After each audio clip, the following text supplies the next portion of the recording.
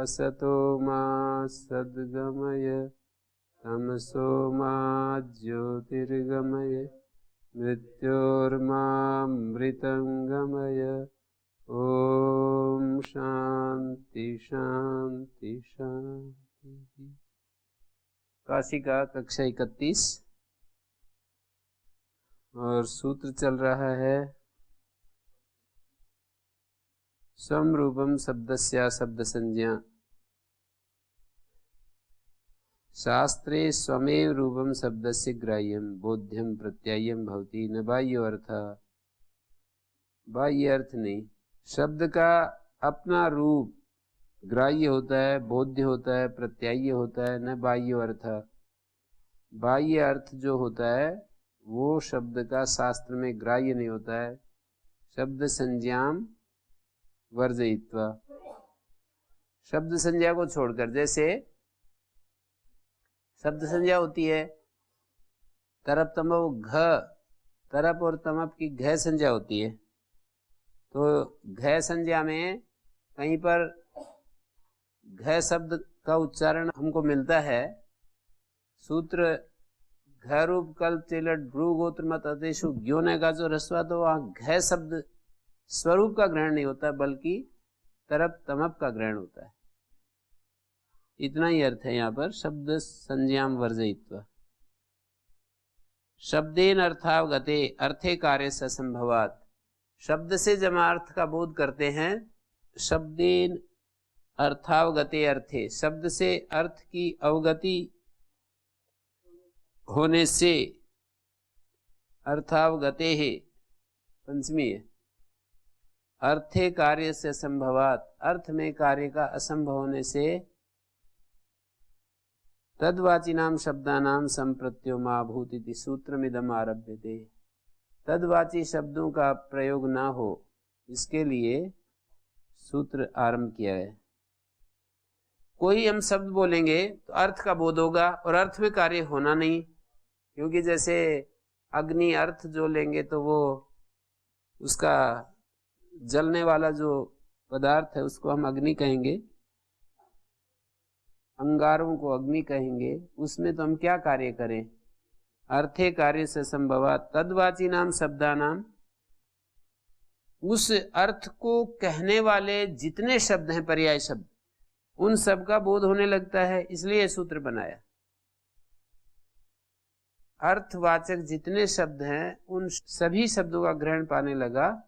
जैसे अग्निर्ढक कहा है तो अग्नि के वाचक जो पावक, हुताशन, अनल, ये सभी शब्द जो हैं उन सब का ग्रहण पाया।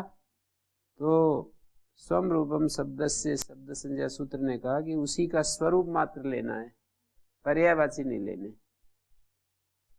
शब्द का अपना जो स्वरूप है, अग्नि शब्द का जो स्वरूप है वही लेना है। अग्नेर ढक है, आग्नेयम अष्टाकपालम निर्वपेत, अग्नि देवता वाले, अष्टाकपालम 8 कपाल वाले, 8 कपाल हैं जिसके, उस हवि का निर्वाप करे। अग्नि देवता है जिसका, 8 कपाल हैं जिसके, ऐसी हवि का निर्वाप करे। तो अग्नि शब्द से ढक हो गया तो आग्नेय बन गया। अग्नि शब्द का ही ग्राहक होगा, न तो ज्वलना, पावक, धूमकेतु ये सब नहीं होंगे। धूमकेतु, पावक ये सब अग्नि का पर्यायवाची है।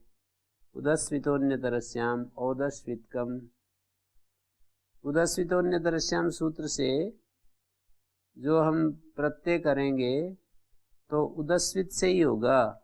तक्रम, अरिष्टम, कालशेयम, गलत शब्द है, कालशेयम होना चाहिए। कलशी शब्द से ढक करेंगे तो कालशेयम होगा ना। दंडाहतम, मथितम, ये सब तक्र के पर्यायवाची हैं। कलशी में होने वाला कालशेयम, कलशी शब्द से वो,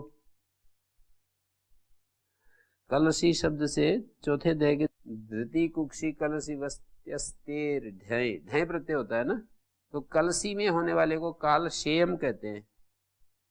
शेयम शब्द, कालशेयम, अरिष्ट होता है तक्रम, कालक्षेम होता है, दंडाहतम दंड से उसको मथित करते हैं, मथितम तिनातः प्रत्यय भवति, इन सब से प्रत्यय नहीं होता है। अच्छा, ये ओदस्वितकम में जब उदस्वितोन्यतरस्याम से उदस्विता संस्कृतम ठक आया तो इसु सुक्तांतात का से ठको का आदेश हो गया। इस, उस और उक और तांत, तांत शब्द है उदस्वित, तकारांत से क हो जाता है, थस्से का नहीं होता। उदस्विति संस्कृतम ओदस्वितकम, इसको कढ़ी को बोलते हैं ना शायद। अशब्द संजयति किम दाधा घ्वदा तरप्तम घू ग्रहणेषु घ ग्रहणेषु च संजीनाम ग्रहणम न संज्ञायः। अशब्द संज्ञा क्यों कहा? तो कहते दादा घ्वदा तरप्तम घ इत्यादि जो सूत्र है, और उन सूत्रों में जहाँ घू का ग्रहण है, जैसे घुमास्ता का समहली या दो दत घो, ऐसे जो सूत्र हैं उन सूत्रों में संजी का ग्रहण होगा, न कि संज्ञा का। संजी का ग्रहण का मतलब घू ग्रहण में दारूप धारूप धातें ली जाएंगी, घ शब्द से वो लिया जाएगा जो तरप तमप उसका संजी है, घ का संजी। सित तद विशेषणा नाम वृक्षाद्यर्थम, कुछ सूत्र से हट करके विधान कर रहे हैं कि सित निर्देश करना चाहिए, तद विशेषणा नाम, सित निर्देश करें ततो वक्तव्यम तद विशेषणा नाम ग्रहणम भवति। जहाँ ये चाहते हैं ना कि विशेषणों का भी ग्रहण हो जाता है, वहाँ उन विधि सूत्रों में सित निर्देश करना चाहिए। वृक्षाद्यर्थम, जैसे विभाषा वृक्ष मृग तृण धान्य व्यंजन पशु शकुन्यस्व वड्व पूरा पराधरोत्तराणाम प्लक्ष न्यग्रोधम प्लक्ष न्यग्रोधा, ऐसा है। तो प्लक्ष न्यग्रोधम प्लक्ष न्यग्रोधा, यहाँ पर हमको ये करना चाहिए, सित निर्देश करना चाहिए, जिससे कि सित निर्देश करेंगे तो वहाँ पर विशेष का ग्रहण होगा, तद विशेष का ग्रहण होगा। वृक्षाद्यर्थम, वृक्षादि के लिए वृक्ष विशेष का ग्रहण होगा। प्लक्ष और न्यग्रोध वृक्ष विशेष होते हैं ना। पित पर्याय वचन से स्वाद्यर्थम, पित निर्देश करना चाहिए, ततो वक्तव्यम पर्याय वचन से ग्रहण कर्तव्यम। स्वे पुषा सूत्र है, वहाँ पर पित निर्देश करेंगे, और चकार से स्वरूप का और तद विशेषों का भी ग्रहण होता है, ऐसा भी अर्थ साथ में जोड़ेंगे। किम प्रयोजनम स्वाद्यर्थम स्वे पुषा, जैसे स्वपोषम पुष्टा, यहाँ स्वरूप ग्रहण हो गया। रई पोषम धन पोषम, ये पर्यायवाची का ग्रहण हो गया। विद्यापोषम अश्वपोषम गोपोषम, ये तद विशेषवाचियों का, मानी स्व विशेषवाची, स्व के पर्यायवाची और स्व का स्वरूप, तीन लेवल पर बात कह रहे हैं। ऐसे जित निर्देश करना चाहिए, कहाँ पर? सभा राजा मनुष्य पूर्वा, उन सूत्रों का संकेत करके बता रहे हैं कि सभा राजा मनुष्य पूर्वा, उस सूत्र में जित निर्देश करना चाहिए। जित ऐसा करके, और फिर एक नियम बनाना चाहिए कि जहाँ जित निर्देश है वहाँ पर्याय वचन से ग्रहण भवति, न स्वरूपस् नापि तद विशेषणाम, न तो स्वरूप का ग्रहण होता है न उसके विशेषवाचियों का ग्रहण होता है। सब जगह ऐसे ही कर रहे हैं ना। जैसे जहाँ सित निर्देश किया, फिर एक नियम बनाया कि जहाँ सित है वहाँ पर तद विशेषाणाम ग्रहणम भवति। तो सित निर्देश कहाँ है? ये भाषा वृक्ष मृग सूत्र में है, तो वहाँ पर विशेषवाचियों का ग्रहण।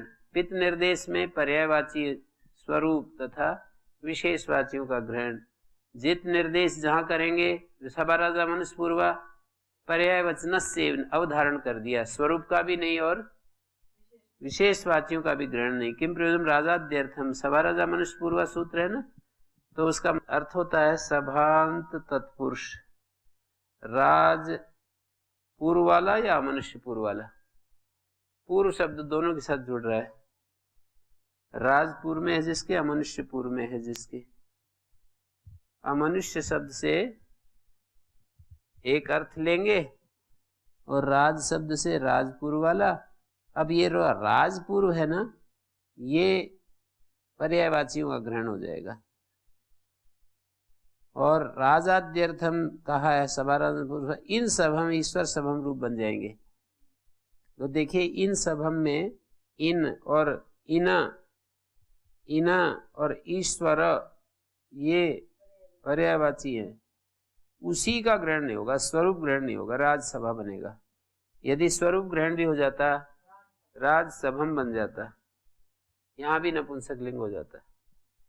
तद विशेषणानाम च न भवति, और उसके विशेषवाची जैसे पुष्यमित्र सभा, चंद्रगुप्त सभा, यहाँ पर नहीं होता है। भाष्यकार ने उदाहरण दिए ना, पुष्यमित्र सभा, चंद्रगुप्त सभा, पुष्यमित्र के बाद में हुए भाष्यकार, पुष्यमित्र चंद्रगुप्त जो हुए हैं ना उनके बाद हुए। जित तद विशेषणां च मत्साध्यर्थम, जित निर्देश करना चाहिए, जित निर्देश करना चाहिए। फिर उस सूत्र में एक नियम बनाना चाहिए कि जहाँ जित पढ़ा है वहाँ तस्य च ग्रहणम भवति तद विशेषणाम च, उसका भी ग्रहण होता है और उसके विशेषणों का भी ग्रहण होता है।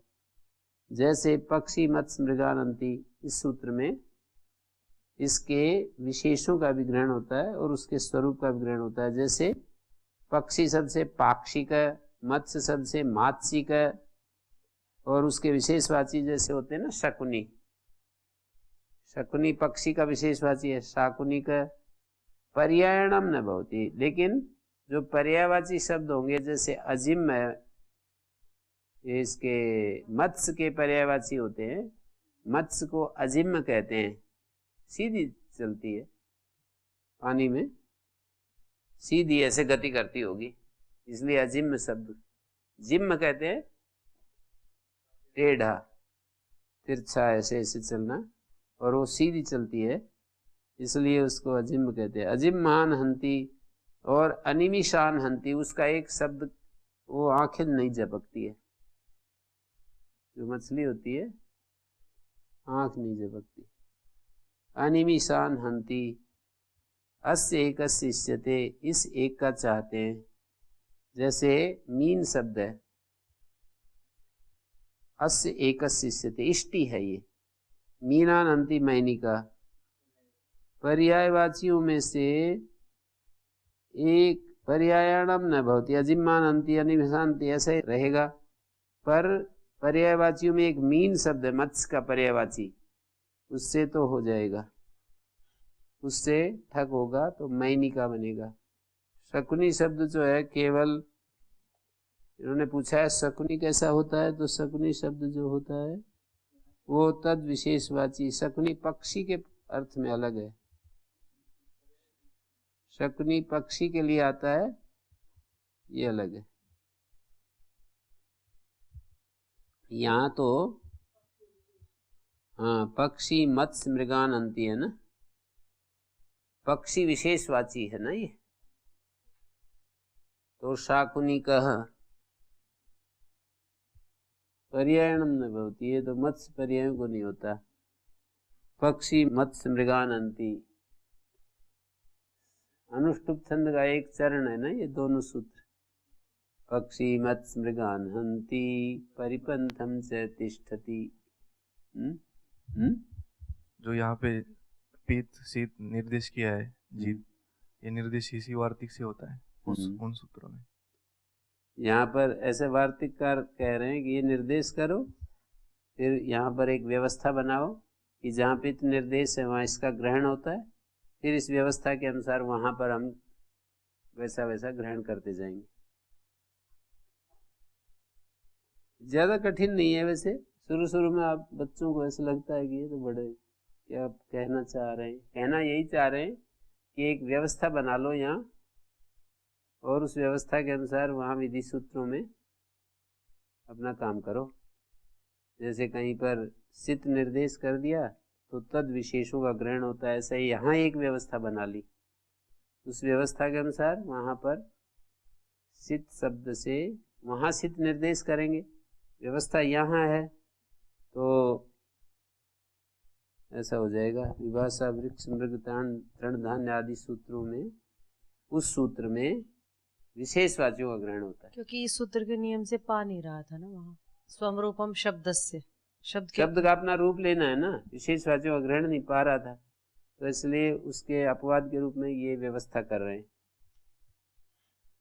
ओम गुरु जी, जो स्वम रूपम शब्द सा शब्द संज्ञा कि जो अग्नि शब्द है ये अपने अर्थ का ग्रहण ना कराए, शब्द का ग्रहण कराए, तो ये तो ऐसे ही हो जाएगा ना, क्योंकि ये शास्त्र जो है ये शब्दानुशासन कर रहा है, तो यहाँ अर्थों का अनुशासन तो होगा नहीं। अर्थों का तो नहीं है, पर ये जो ये है ना, अर्थ का तो है नहीं, पर अर्थे कार्य संभवात तद्वाचका नाम शब्दानाम ग्रहणम प्राप्त होती, उस अर्थ के वाचक बहुत सारे शब्द प्राप्त होते हैं, पर्यायवाची भी प्राप्त होते हैं। तो अग्नि के पर्यायवाची जो है ना, क्योंकि शब्द से जैसे ही उच्चारण करते हैं तो अर्थ का बोध होता है, पर व्याकरण शास्त्र में अर्थ से तो कुछ कार्य होंगे नहीं, प्रत्यय विधान आदि कार्य जो है आगम आदि वो अर्थ में तो होंगे नहीं, तो उस अर्थ को कहने वाले जो पर्याय शब्द हैं उनका भी ग्रहण प्राप्त होता है, उनको हटाने के लिए समरूपम सूत्र बनाया। तो फिर ये अर्थ ग्रहणे अनर्थकस्य, अग्नि अर्थवान होगी, उसे पर्यायवाची तो अग्नि जो अग्नि से ढका है, हाँ, तो अग्नि से होगा, फिर पर्यायवाची से नहीं होगा ना। नहीं, पर्यायवाची से तो हो ही सकता है, जैसे अग्नि यहाँ पर अर्थ वो है अंगारे, अंगारों से प्रत्यय होगा नहीं, अर्थ जो जिससे भोजन बनाते हैं हम उससे तो प्रत्यय हो नहीं सकता, तो किससे होगा? उस अंगारे जिसका अर्थ होता है, उस अर्थ को कहने वाले जो शब्द हैं उनसे प्राप्त होता है। उस अर्थ को कहने वाले जो शब्द हैं, ये लिखा भी है यहाँ पर देखिए, शब्देन अर्थावगते अर्थे कार्य से संभवात, शब्द से अर्थबोध होता है,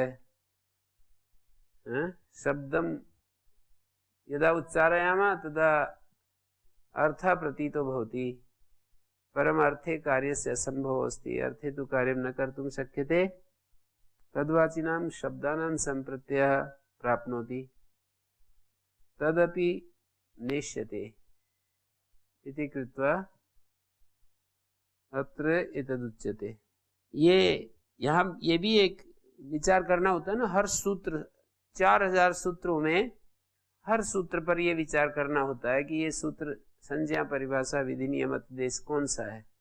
समरूपम शब्द से संज्ञा सूत्र है, शब्द का जो अपना रूप है वो उसकी संज्ञा होती है। शास्त्रे स्वम शब्दस्य ग्राह्यम, शास्त्रे स्वमेव रूपम शब्दस्य ग्राह्यम, शब्द के अपने रूप को ग्रहण करना है।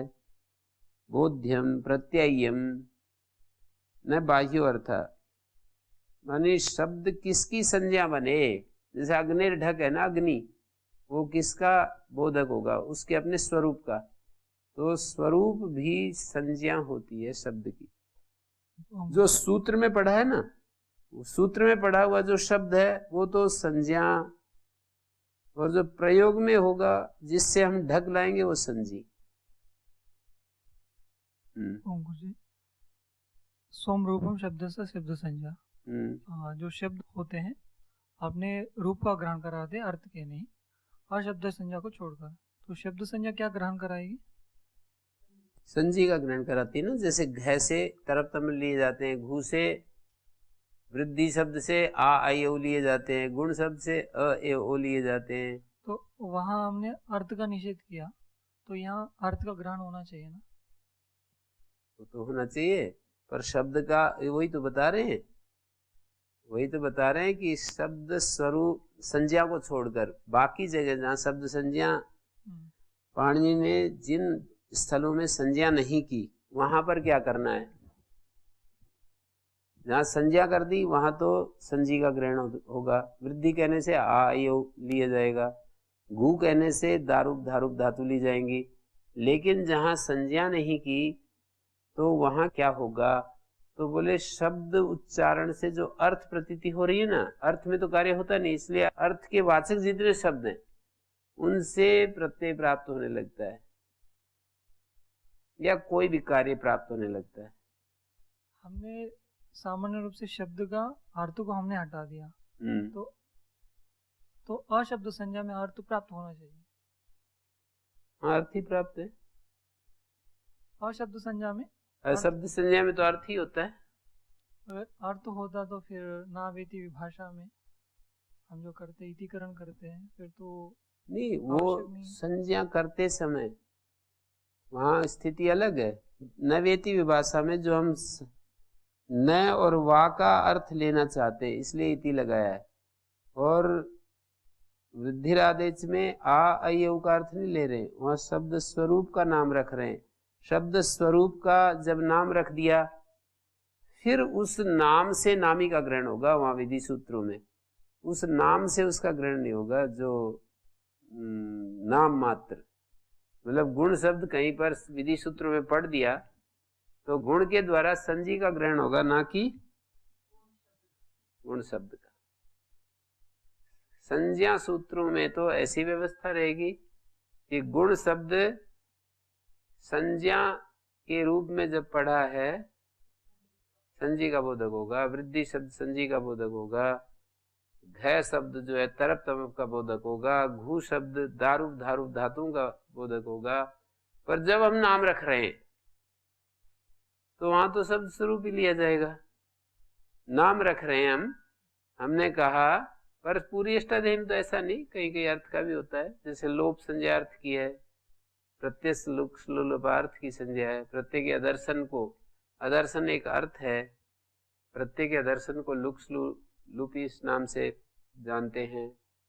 और कई हैं, जैसे मुख नासिका वचनो नासिका है, मुख नासिका से उच्चार्यमाण जो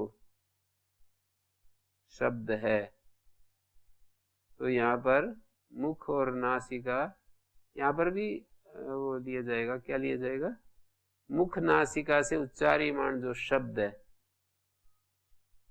मुख नासिका वचना, मुख और नासिका से जिसका उच्चारण किया जाता है उच्चार्यमाण शब्द ही लिया जाएगा। हलोनंतरा संयोगा और तुल्यस प्रयत्न सवर्णम, जिन वर्णों के स्थान प्रयत्न समान है उन शब्दों को आ इत्यादि लिए जाएंगे। प्रगृह संज्ञा भी शब्द की ली जाएगी। कुछ कुछ अर्थ बीच में आते हैं, जैसे नैवेती भाषा लोपा, अदर्शनम लोपा, प्रत्यक्ष लोपा, ये अर्थ की संज्ञाएं हैं। अनुनासिक शब्द की संज्ञा कह सकते हैं। अनुनासिक तो मुख नासिका से बोला जाने वाला जो वर्ण है उस वर्ण की अनुनासिक संज्ञा कर रहे हैं ना। मुख नासिका ये तो संकेत साधन बता दिया, इससे जिस वर्ण आ इत्यादि है ना, आ अर्थ है या शब्द है, मतलब जिसकी संज्ञा कर रहे हैं अनुनासिक वो शब्द है या अर्थ है? अर्थ नहीं, शब्द है। आ जो ध्वनि है ना वो शब्द है। अनुनासिका शब्द है ना, वो किसको ग्रहण कराएगा, हमको किसको पकड़वाएगा? आ को पकड़वाएगा ना, शब्द का ग्रहण कराएगा। अनुनासिक कहते ही हमें आ पकड़ना होगा, पर वो आ जो है उसको बताने के लिए मुख नासिका वचना जो कहा है ना वो अर्थ लिया जाएगा। मुख और नासिका जो अर्थ होता है उस अर्थ से जिसका उच्चारण होता है वो लिया जाएगा। मुख और नासिका इस साधन से जिसका उच्चारण किया जाता है, मुख नासिका इस साधन से जिसका उच्चारण किया जाता है, तो वो मुख नासिका तो अर्थ लिए जाएंगे, पर जो संज्ञा कर रहे हैं आ की जैसे, वो आ अनुनासिक होगा, शब्द अनुनासिक शब्द होगा। से बहुत सारी संज्ञाएं हैं जो शब्द संज्ञाएं, कुछ ज्यादातर तो शब्द संज्ञाएं हैं, कुछ बीच में कोई कोई अर्थ संज्ञा भी है। शब्दों की संज्ञा और अर्थ की संज्ञा, जैसे परा सन्निकर्षा संहिता, ये अर्थ की संज्ञा हो जाएगी ना। वर्णों का अत्यंत सन्निकर्ष जो है, इस सन्निकर्ष की, वर्णों के अत्यंत सन्निकर्ष की संहिता संज्ञा है। विराम अवसानम, विराम अर्थ की अवसान संज्ञा है। इस तरह से किसी किसी को एक वचन द्विवचन बहुवचन संज्ञा जो है वो प्रत्ययों की है तो शब्द संज्ञा होगी। विभक्ति संज्ञा सुवजस अमौट्सस इन प्रत्ययों की है तो इसलिए वो भी शब्द संज्ञा होगी।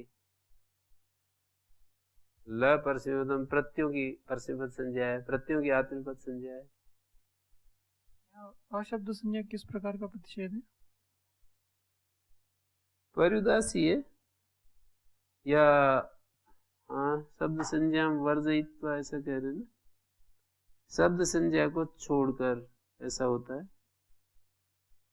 पर्युदासी है। वर्जयित्व जब आएगा ना तो पर्युदासी होगा। यदि उसमें बोलेंगे तो ये होगा शब्द संज्ञाया शब्द संज्ञा न भवती आता है ना उसमें।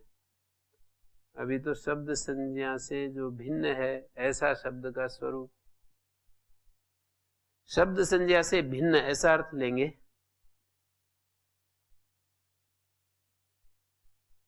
इसको परिभाषा भी बोल देते हैं। स्वम रूपम शब्द पद्मंजीकार ने तो परिभाषा ही बताया, स्वरूप से पर्यायणम से ग्रहणे प्राप्त नियमार्था यम परिभाषा। शास्त्रीयणम और कुछ संज्ञा भी बोलते हैं। एक एक सूत्र जो है ऐसा भी होता है। स्वम रूपम क्या है? वो शब्द का अपना रूप, उसका जो अपना रूप है शब्द का वही स्वम रूपम है। जैसे प्रवृत्ति निमित्त होते हैं ना शब्द के 6 होते हैं ना, शब्द के प्रवृत्ति निमित्त कितने होते हैं? 6 होते हैं। क्या क्या? शब्द स्वरूप भी होता है उनमें। शब्द की प्रवृत्ति के निमित्त में एक शब्द स्वरूप होता है, एक जाति होता है, एक व्यक्ति होता है, एक गुण होता है, क्रिया होता है, संबंध होता है। जाति गुण क्रिया संबंध शब्द स्वरूप। जाति व्यक्ति गुण क्रिया संबंध और शब्द स्वरूप। ग्राह्यत्वम ग्राहकत्वम च द्वे शक्ति तेजसो यथा तथैव सर्व शब्दानाम एते पृथक अवस्थिते। एक शब्द की ग्राहक शक्ति है, ग्राह्य शक्ति है। शब्द जैसे दूसरों चीजों को ग्रहण कराता है, स्वयं भी गृहीत होता है।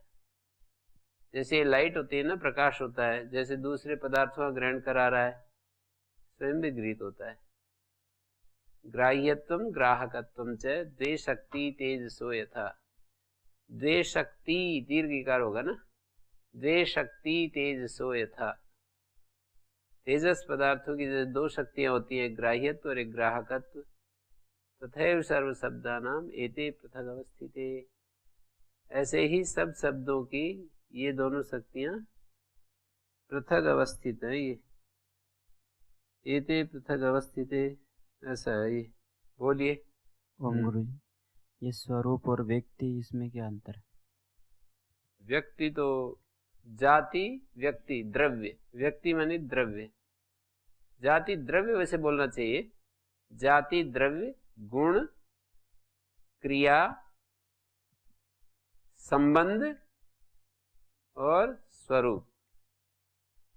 शब्द का जो स्वरूप होता है वो भी शब्द का प्रवृत्ति निमित्त होता है। जैसे तूष्णीम हुआ, अब वहां तूष्णीम शब्द से जो गी प्रत्यय हुआ है ना, तूष्णीमी जो बन गया, ये शब्द स्वरूप ही प्रवृत्ति निमित्त है। शब्द स्वरूप को ही बताना चाहते हैं, तूष्णीम शब्द को ही बताना चाहते हैं ना। वहां तूष्णीम उपपद रहते, भू धातु से नमुल प्रत्यय होता है, तूष्णीम शब्द बताना चाहते हैं वहां। और इसी तरह से ये है, बहुत सारे अनवच्यानुलोम में, अनवची अनवच्या अनवची अनुलोम में, अनुलोम में अनवची शब्द है वो शब्द स्वरूप ही लिया जाता है। अनवक शब्द पद हो तो शब्द स्वरूप जो है ना वो भी प्रवृत्ति निमित्त होता है। और व्यक्ति का मतलब द्रव्य, द्रव्य का जैसे कोई एक गोपिंड है या कोई भी एक पिंड है, उसको हम बताना चाहते हैं उस शब्द के द्वारा। शब्द किसी पदार्थ किसी पिंड को बताना चाहते हैं, किसी वस्तु को बताना चाहते हैं उस शब्द के द्वारा, तो उसका प्रवृत्ति निमित्त होता है। एक जो द्रव्य रूप में जो व्यक्ति है उससे भी शब्द का बोध होता है प्रवृत्ति निमित्त के रूप में। जाति जैसे गो शब्द से गोत्व को लेते हैं, लेकिन फिर ये एक होता है कि स्वार्थ 6 होते हैं। ये शब्द का जो स्वार्थ मानी प्रवृत्ति निमित्त, शब्द के ये 6 स्वार्थ होते हैं अपने अर्थ। स्वार्थ का मतलब निज अर्थ, स्व अर्थ। शब्द के अपने अर्थ जो होते हैं उसको स्वार्थ कहते हैं, और एक पारिभाषिक परिभाषा भी दे देते हैं, स्वार्थस् यत्र विश्रांति वाच्यम द्रव्यम तदिश्यते। स्वार्थ का पर्यवसान जिसमें होता है उसको द्रव्य कह देते हैं। ये एक द्रव्य और एक द्रव्य का स्वरूप वो वाला जहां स्वार्थ में भी द्रव्य आता है ना, इन दोनों में अंतर है। एक तो द्रव्य स्वार्थ में भी गिना है, क्या क्या? शब्द स्वरूप, जाति, द्रव्य, गुण, क्रिया, संबंध। और एक द्रव्य जो मैंने ये बताया स्वार्थ की जिसमें परिसमाप्ति है उसको द्रव्य कह देते हैं। प्रवृत्ति निमित्त जो होता है ना उसको स्वार्थ कहते हैं। प्रवृत्ति निमित्त ही शब्द का, प्रवृत्ति निमित्त का जो आश्रय होता है उसको प्रातिपदिकार्थ कहते हैं। प्रवृत्ति निमित्त का जो आश्रय होता है, प्रातिपदिकार्थ, लिंग, परिमाण, वचन, मात्रे, प्रथमा, प्रवृत्ति निमित्त का जो आश्रय होता है उसको प्रातिपदिकार्थ कहते हैं।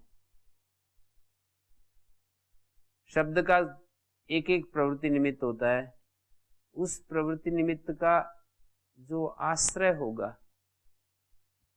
प्रवृत्ति निमित्त जिसमें रहता है उसको प्रातिपदिकार्थ कहेंगे। प्रवृत्ति निमित्त का आश्रय। वृक्षत्व जैसे प्रवृत्ति निमित्त है, उसका आश्रय जो होगा, वृक्षत्व जिसमें रहता है वो प्रातिपदिकार्थ होगा। मनुष्य शब्द है, मनुष्य का प्रवृत्ति निमित्त मनुष्यत्व है, मनुष्यत्व का आश्रय जो मनुष्य है वो प्रातिपदिकार्थ कहलाएगा। अग्नेर ढक में मैंने एक बात बताई थी ना, ये बात कि जैसे अग्नेर ढक सूत्र है, अग्नि शब्द का संजी क्या होगा? व्यवहार में प्रयुज्यमान जो अग्नि शब्द होगा वो अग्नि शब्द से स्वम रूपम संज्ञा, शब्द का जो उसका अपना रूप है वो संज्ञा है, अर्थात अग्नि का जो अपना रूप है वो संज्ञा है। उस संज्ञा से व्यवहार में जो अग्नि है, जो वहां पर हम लिखेंगे ना जब अग्नि आगे ढक, तो व्यवहार में जो अग्नि शब्द है वो इसका संजी बन जाएगा। शब्द का अपना रूप संज्ञा है, और शब्द जो उससे गृहीत जो शब्द है वो उसका संजी रूप होगा। और ये बोला था ना शब्द स्वरूप ग्राह्य, स्वम रूपम ग्राह्य, स्वम रूपम ग्राह्य। तो जैसे कर्मण्यन आदि करते हैं तो वहाँ कर्म उपपद रहते, ऐसा कर्म शब्द नहीं लेते बल्कि जो कर्म संज्ञा की गई है वो लेते हैं। हाँ, वो कर्म जो है ना अर्थ का वाचक है, कहीं कहीं कर्म भी ले सकते हैं, वो तो व्याख्यान इसीलिए तो करना पड़ता है ना। व्याख्यान तो विशेष प्रतिपत्ति नहीं संध्याद लक्षणम, जब वो कोई विशेष कहीं अड़चन आती है तो व्याख्यान करना होता है, वो तो इसीलिए बना रखा है ना। लक्ष्यों को देखकर, उदाहरण प्रत्युदाहरणों को देख करके जो निर्धारण करेंगे किस शब्द का क्या अर्थ लेना है। उदाहरण, प्रत्युदाहरण, आक्षेप, समाधान आदि सारे सामने रख करके सूत्र का अर्थ निर्धारित करेंगे कि भाई इस शब्द का ये अर्थ लेना चाहिए। सामान्य नियम है ये तो कि भाई शब्द का अपना रूप लेना है, फिर बाद में तो अपवाद चलते ही रहते हैं जी। सामान्य अपवाद के द्वारा सामान्य को नहीं हटाया जा सकता, ऐसे दार्शनिकों का एक सिद्धांत है। विशेष के द्वारा उत्सर्ग को नहीं हटाया जाता, सामान्य को नहीं हटाया जा सकता। एक वाक्य, अच्छा सा वाक्य, न च उत्सर्गा विशेषेण अपोद्यते, ऐसा कुछ, निवार्यते, न च उत्सर्गा अपवादेन निवार्यते। उत्सर्ग जो होता है वो अपवाद के द्वारा नहीं निवारण किया जाता है।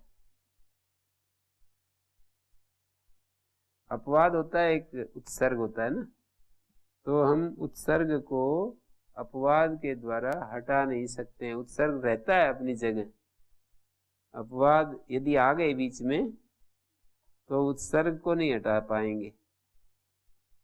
अपवाद आ गए तो उत्सर्ग ऐसे नहीं हट सकता है कि भाई ये कितने अपवाद हो रहे हैं, तो बोले उत्सर्ग नियम तो बना रहेगा और अपवाद भी चलते रहेंगे साथ साथ। हाँ, वो एक परिभाषा अलग। अपवाद विषय में भी उत्सर्ग लग जाता है, ये तो कुछ अलग सेंस में कहा होगा। पूर्वम या अपवादा भी निवसन्ते पश्चात उत्सर्गा प्रकल्प व अपवाद विषयम उत्सर्गो भी निवसते क्वचिद प्रकल्प च अपवाद विषयम उत्सर्गा परिवर्तते। अपवाद विषय भी उत्सर्गो भी निवसते क्वचिद अपवाद विषय में भी अपवाद विषय में उत्सर्ग लग जाता है, ऐसे थोड़ी होता है। अपवाद विषय को तो छोड़ करके लगता है। ये कहाँ का नियम निकाला, क्या लिखा है? परिभाषा पढ़ो। क्वचित अपवाद विषय अपि उत्सर्गो अभिनिवेशते। पीछे दी होगी हैं? तो इसमें क्या दिया है? प्रदीयताम दाशरथाय मैथिली। दाशरथ शब्द में दाशरथी, अच्छा वो दिखाया है, कोई प्रयोग हो गया तो अपवाद। राग दिव्य तो अण क्या, फिर वहाँ वो कर सकते हैं ना हम। वैसे ऐसा मान लिया। वैसे शिवादि विवरण यदि दाशरथ शब्द बनाना है तो शिवादि विवरण कर सकते हैं। और वो बात तो वैसे कुल मिलाकर के जैसे अपवाद विषय में उत्सर्ग की प्रवृत्ति है, जैसे हम प्रागदिव्य तोरण करें फिर उसके बाद शिवादि विवरण किया, तो एक प्रकार से वो तो कहने का ढंग है, बाकी जो आप बोल रहे हो वही हो गया कि अपवाद विषय में भी उत्सर्ग लग गया। जैसे पहले है प्रागदिव्य तोरण, फिर है अतय्य, फिर है शिवादि विवरण, तो ये शिवादि विवरण अपवाद विषय में ही तो लग रहा है, अतय्य का अपवाद हो गया। और अपवाद मूलतः वो प्रागदिव्य तोरण है। अण फिर ईय फिर वापिस अण ले आए, कैसे? नहीं, वो शिवादि विवरण उसी का तो पुनः प्रापक है, प्राग दिव्य तोरण का पुनः प्रापक है। इसमें फिर वो शिवादि भ्यो अण सूत्र बना दिया। अगर हम प्राग दिव्य तो अण अगर इसी से कर रहे होते तो कह सकते थे कि एक अनुवाद मात्र होता है, पुनः कथन मात्र है उसी नियम का। प्रकारांतर से उसी नियम को स्वीकार कर लिया ना, प्रकारांतर बोल रहा हूँ, उसी नियम को एक प्रकार से स्वीकार कर लिया। अपवाद विषय में भी उत्सर्ग लग जाता है।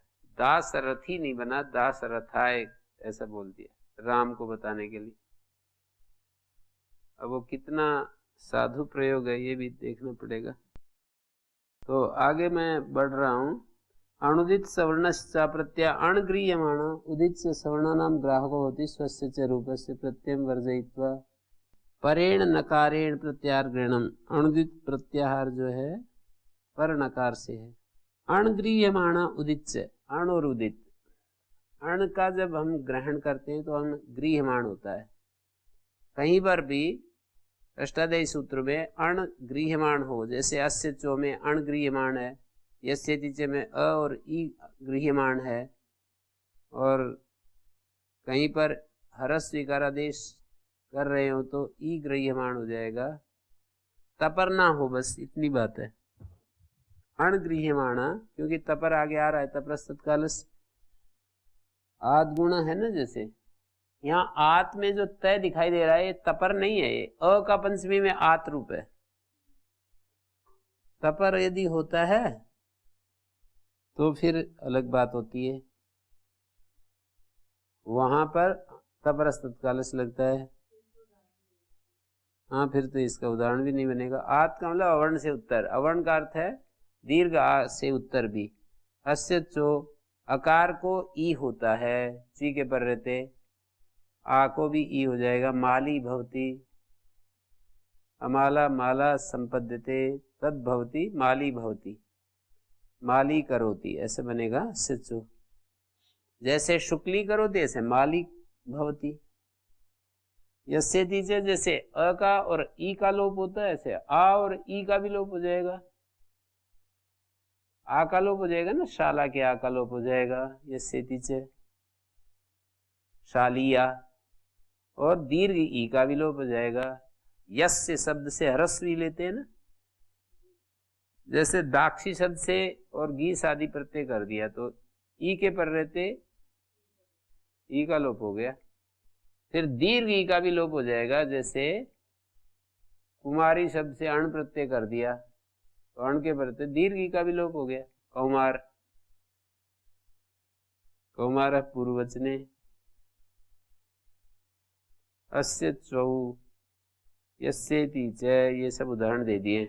आद गुणा में जैसे अवर्ण से उत्तर अच के पर रहते गुण होता है, ऐसे आ से उत्तर भी। तथा इव, तथा इति, तथेति, ऐसा आता रहता है उपनिषदों में, तथा इति तथेति।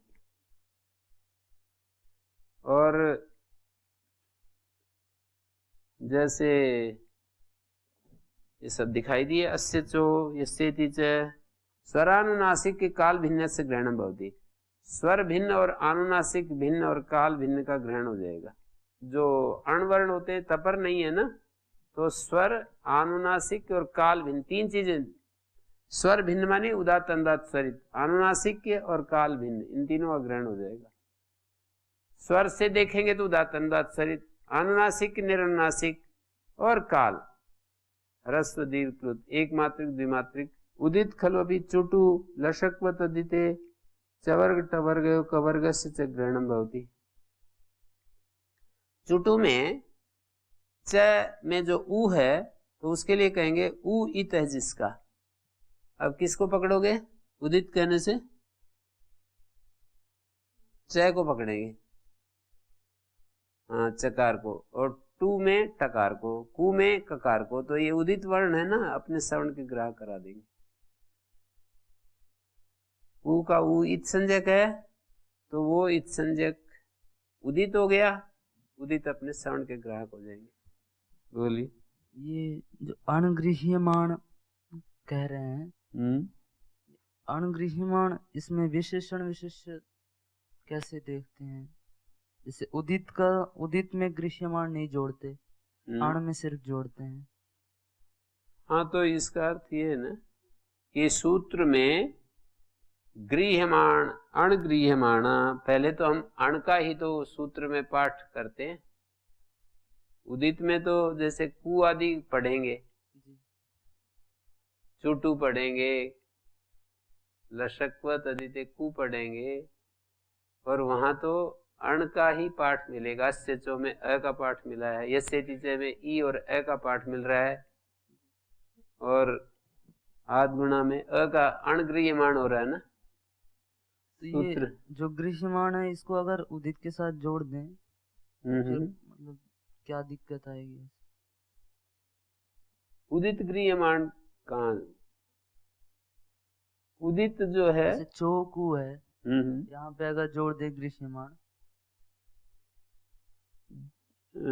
उदित गृह्यमाण होने पर वहां तो बहुब्री समास है ना, तो वहां सीधा ही उदित जो होता है सवर्णों का ग्रहण करा देगा। उदित चोकू, ये उदित वर्ण, उदित वर्ण से एक अक्षर को पकड़ते हैं ना, उदित है जिसका, ऐसा जो एक क, ऐसा च, बहुब्री समास कर रहे हैं, पांचों का ग्रहण होता है ना।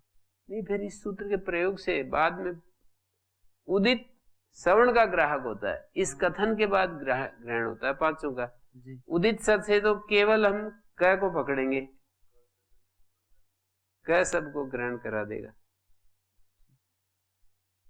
गृह्यमाण तो ये इतना ही अर्थ होता है, गृह्यमाण माने उसका ग्रहण किया जाता हुआ। गृह्यमाण कर्मवाच्य का प्रयोग है। अणगृह्यमाण, जैसे अस्य चो में अकार गृह्यमाण है, ग्रहण किया जा रहा है, तो वो अपने श्रवण का ग्रहण करा देगा।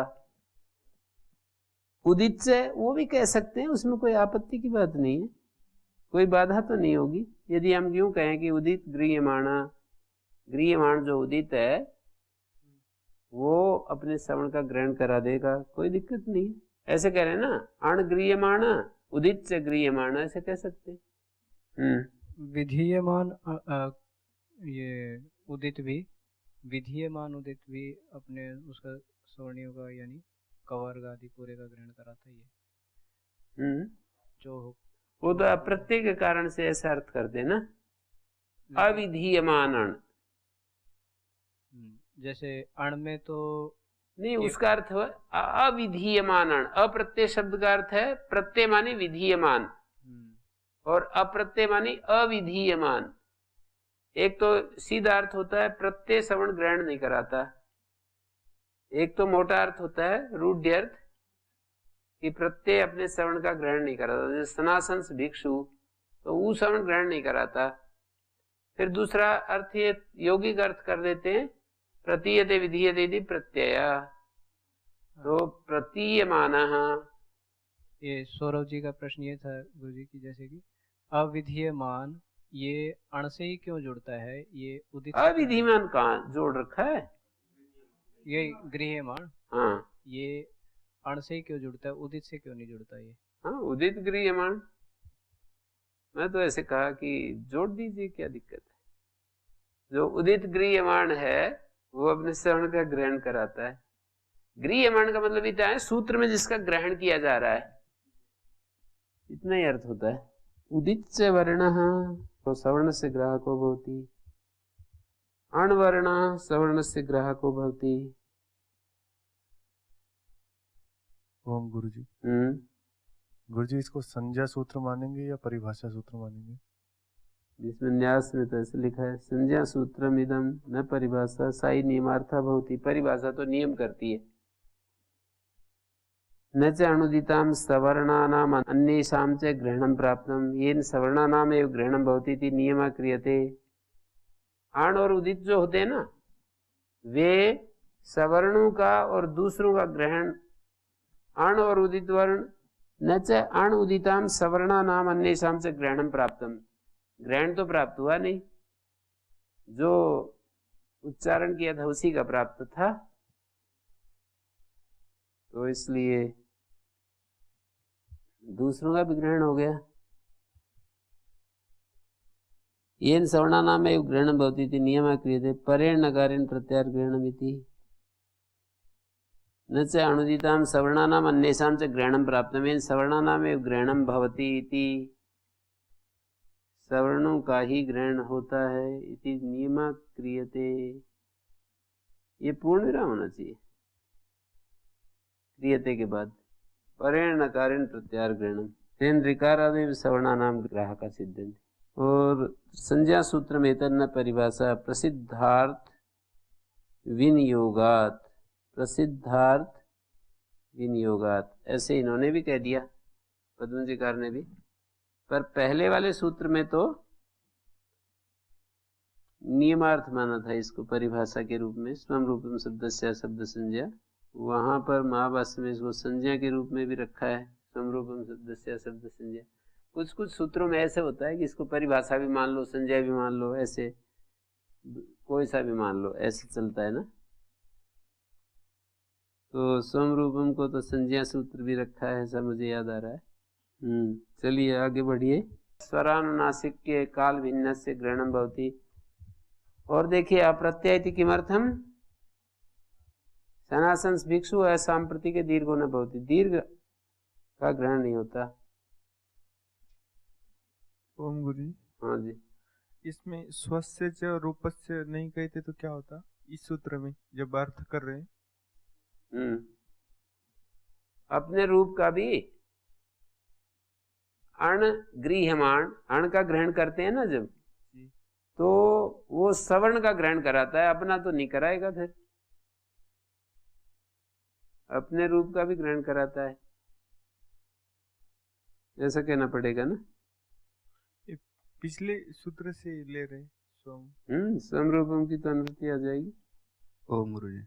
ये अण में तो या वारा ये भी आता है ना, हल भी, तो इनके श्रवण क्या होंगे? अनुनासिक होते हैं ना, ये व ल के।